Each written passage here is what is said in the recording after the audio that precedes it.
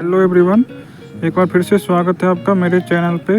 और मैं आ गया हूँ गेम ऑफ थ्रोन का सीज़न 1 का एपिसोड 7 का हिंदी में समरी लेकर।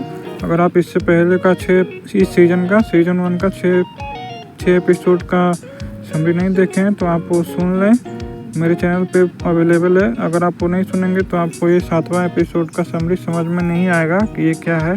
तो अब इस वीडियो से पहले आप वो सुन लें तो अच्छा रहेगा, लेकिन उसके बाद फिर ये सुनिए, ठीक है।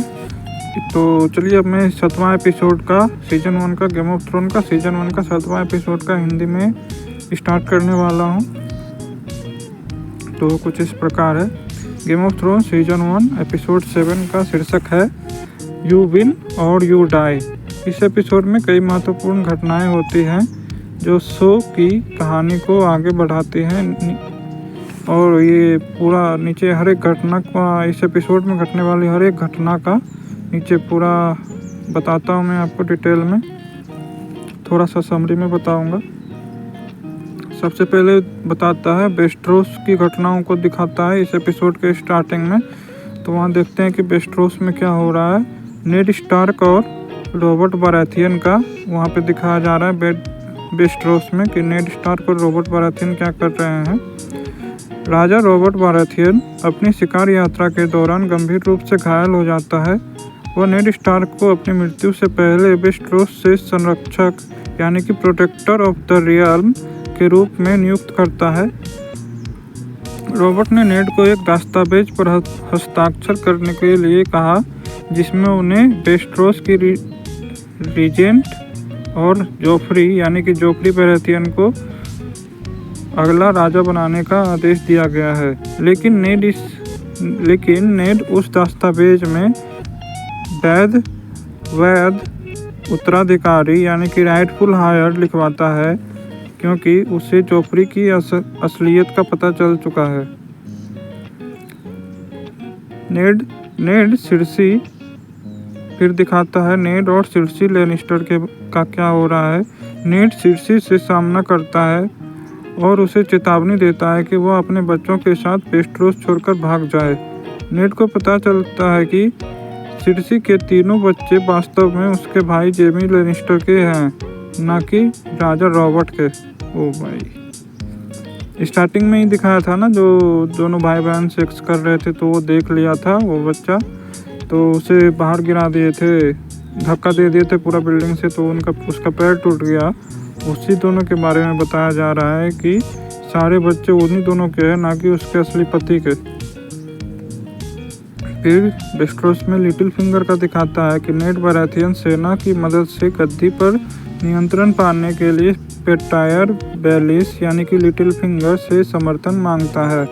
लिटिल फिंगर नेड से सहमति जताता है, लेकिन अपनी चालें चलने की योजना बनाता है। लिटिल फिंगर ही मुझे लगता है कि ये पूरा गेम ऑफ थ्रोन का असली मास्टरमाइंड था। पूरा सबसे मेन राजनीतिक लिटिल फिंगर ही था। जो वो कुछ भी करता है तो उसके पीछे कुछ ना कुछ चाल ही चल देता है। फिर दिखाता है कैथलीन स्टार्क और टायरियन लैनिस्टर के बारे में कि वहाँ क्या हो रहा है।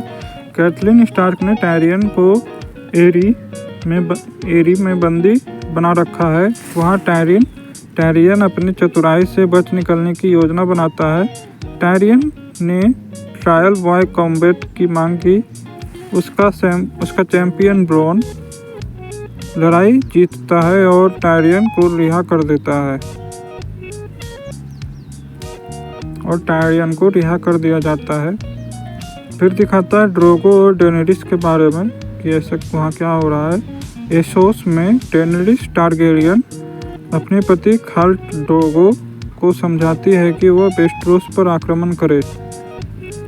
एक डोथराकी योद्धा डेनेरिस को चुनौती देता है और ड्रोगो उसका सामना करता है। ड्रोगो उसे हराकर मार देता है, लेकिन इस दौरान उसे हल्की चोट लग जाती है। फिर यहीं पे एपिसोड का अंत हो जाता है और देखते हैं कि इस एपिसोड में पूरा पॉइंट वाइज में क्या क्या हुआ है। इस एपिसोड के अंत में राजा रॉबर्ट की मृत्यु हो जाती है। जोफ्री खुद को राजा घोषित कर देता है। फिर नेड स्टार्क ने दस्तावेज प्रस्तुत किया, लेकिन सिर्सी और लैनिस्टर सेना उसे कैद कर लेती है। फिर लिटिल फिंगर अपनी सच्चाई उजागर करता है और नेड को धोखा देते हुए कहता है, आपको मुझ पर भरोसा नहीं करना चाहिए था। तो यहीं पे नेड स्टार्क को धोखा मिल जाता है और फिर इस सीज़न के अंत में नेड स्टार्क का बलि हो जाता है। वो आपको आगे आने वाले एपिसोड में बताऊंगा। तो इस एपिसोड से मुख्य सीख यही मिलती है कि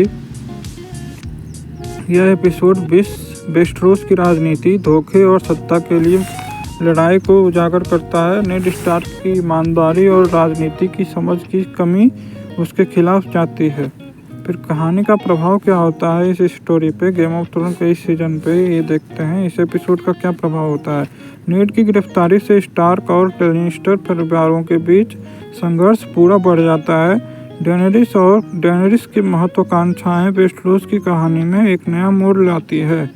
तो यहीं पे एपिसोड ख़त्म हुआ और आशा करता हूँ कि आपको ये वीडियो अच्छा लगा होगा। अगर वीडियो अच्छा लगा तो लाइक करें, वीडियो को शेयर करें और चैनल को सब्सक्राइब ज़रूर करें। तब तक के लिए अपना और अपने परिवार का ख्याल रखें, हंसते रहें, खेलते रहें और स्वस्थ रहें। धन्यवाद।